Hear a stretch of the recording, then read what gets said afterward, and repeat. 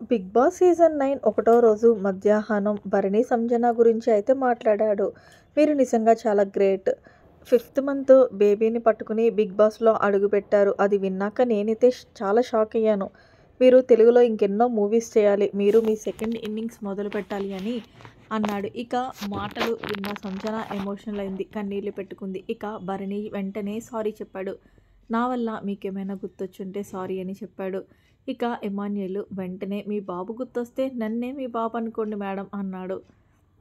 ఇక వెంటనే పక్కన నుంచి ఎవరో నిన్ను బాబు అనుకుంటే నిజంగానే వాళ్ళ బాబుని మర్చిపోతుంది అని కామెడీ చేశారు. అండ్ మీరు చాలా జెన్యూన్ పర్సన్. మీకేమనిపిస్తే అది మాట్లాడతారు. ఏది దాచిపెట్టుకోరు అన్నాడు. అవును అని సంజన అనింది. ఇక పక్కనే ఉన్న ఇమాన్యుయల్ కూడా వెరీ గుడ్ మేడం అన్నాడు. నిజంగా మీకు ఇంట్రెస్ట్ ఉంటే తెలుగులో ఇంకెన్నో ప్రాజెక్ట్స్ చేయాలని నేను మనస్ఫూర్తిగా కోరుకుంటున్నాను అని భరణి సంజనతో అన్నాడు. అవును, అందుకోసమే నేను మళ్ళీ బిగ్ బాస్‌లో అడుగుపెట్టాను. నాకు వేరే ఆపర్చునిటీస్ వస్తాయని అనుకుంటున్నానని సంజన అంది. ఎన్నో సాక్రిఫైస్ చేసి నేను మొత్తానికి హౌస్‌లోకొచ్చాను అని అనింది. ఇంకా మిగతా వాళ్ళు కూడా అందరూ సంజనని మెచ్చుకొని క్లాప్స్ కొట్టారు. 5 మంత్స్ బేబీని వదిలేసి వచ్చింది. ఇలా మొత్తానికి భరణి హౌస్‌లో ఉన్న వాళ్ళందరి గురించి చెప్తూ పాజిటివ్ వైబ్స్ అయితే తీసుకొచ్చాడు.